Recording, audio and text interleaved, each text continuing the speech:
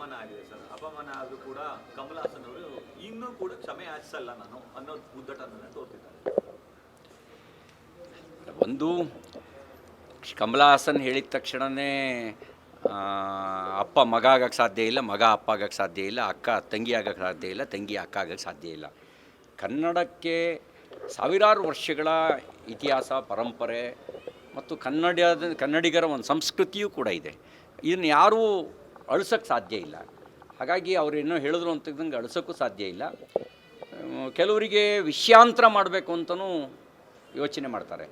ವಿಷಯಾಂತರ ಮಾಡಿ ಈ ಥರದ ವಿಷಯಗಳನ್ನು ಮಧ್ಯೆ ಬಿಟ್ಬಿಟ್ಟು ಸಾರ್ವಜನಿಕವಾಗಿ ಯಾವ ಚರ್ಚೆ ಆಗಬೇಕು, ಆ ಚರ್ಚೆ ಆಗ್ದಂಗೆ ನೋಡ್ಕೊಳ್ಬೇಕು ಅಂತಲೂ ಕೆಲವು ಪ್ಲಾನ್ಡಾಗಿ ಟೂಲ್ ಕಿಟ್ಟು ಪೊಲಿಟಿಕ್ಸ್ ಮಾಡೋರಿದ್ದಾರೆ, ಟೂಲ್ ಕಿಟ್ ನೆರೇಟಿವ್ ಸೆಟ್ ಮಾಡೋರಿದ್ದಾರೆ.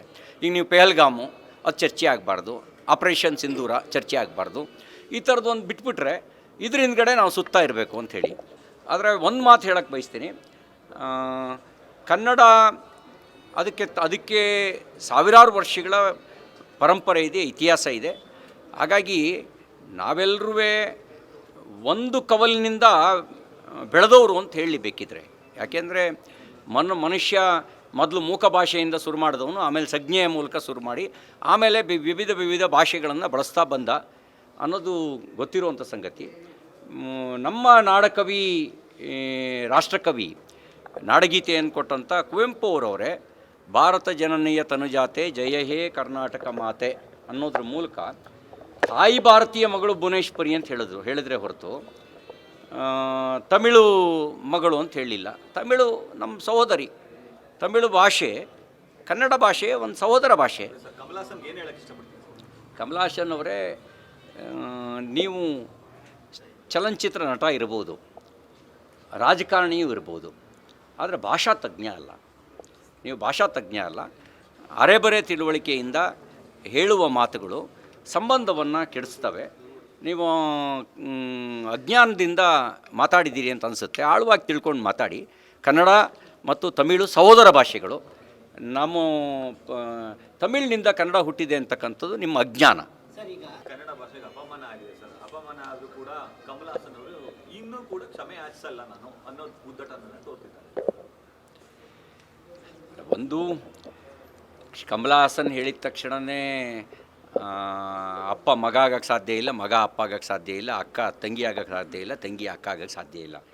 ಕನ್ನಡಕ್ಕೆ ಸಾವಿರಾರು ವರ್ಷಗಳ ಇತಿಹಾಸ, ಪರಂಪರೆ ಮತ್ತು ಕನ್ನಡಿಗರ ಒಂದು ಸಂಸ್ಕೃತಿಯೂ ಕೂಡ ಇದೆ.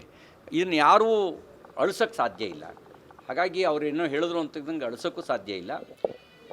ಕೆಲವರಿಗೆ ವಿಷಯಾಂತರ ಮಾಡಬೇಕು ಅಂತಲೂ ಯೋಚನೆ ಮಾಡ್ತಾರೆ.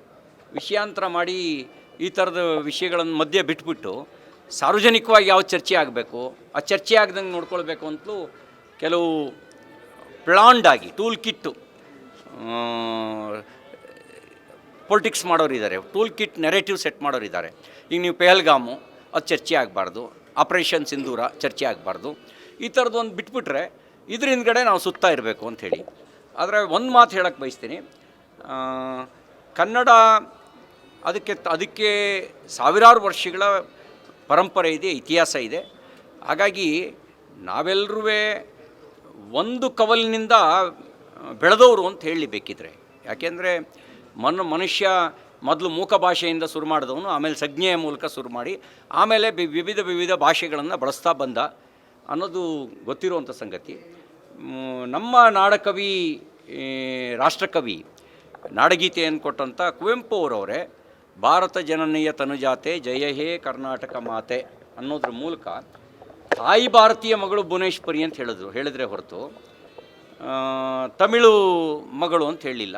ತಮಿಳು ನಮ್ಮ ಸಹೋದರಿ, ತಮಿಳು ಭಾಷೆ ಕನ್ನಡ ಭಾಷೆ ಒಂದು ಸಹೋದರ ಭಾಷೆ. ಕಮಲ್ ಹಾಸನ್ ಏನು ಹೇಳಕ್ಕೆ ಇಷ್ಟಪಡ್ತೀನಿ? ಕಮಲ್ ಹಾಸನ್ ಅವರೇ, ನೀವು ಚಲನಚಿತ್ರ ನಟ ಇರ್ಬೋದು, ರಾಜಕಾರಣಿಯೂ ಇರ್ಬೋದು, ಆದರೆ ಭಾಷಾ ತಜ್ಞ ಅಲ್ಲ. ನೀವು ಭಾಷಾ ತಜ್ಞ ಅಲ್ಲ.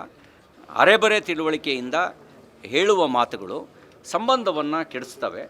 ನೀವು ಅಜ್ಞಾನದಿಂದ ಮಾತಾಡಿದ್ದೀರಿ ಅಂತ ಅನಿಸುತ್ತೆ. ಆಳವಾಗಿ ತಿಳ್ಕೊಂಡು ಮಾತಾಡಿ. ಕನ್ನಡ ಮತ್ತು ತಮಿಳು ಸಹೋದರ ಭಾಷೆಗಳು. ನಮ್ಮ ತಮಿಳಿನಿಂದ ಕನ್ನಡ ಹುಟ್ಟಿದೆ ಅಂತಕ್ಕಂಥದ್ದು ನಿಮ್ಮ ಅಜ್ಞಾನ. ಹೆಚ್ಚಿನ ವಿಡಿಯೋಗಳಿಗೆ ಪ್ರತಿಧ್ವನಿ ಯೂಟ್ಯೂಬ್ ಚಾನೆಲ್ ಸಬ್ಸ್ಕ್ರೈಬ್ ಮಾಡಿ, ಬೆಲ್ ಐಕಾನ್ ಕ್ಲಿಕ್ ಮಾಡಿ.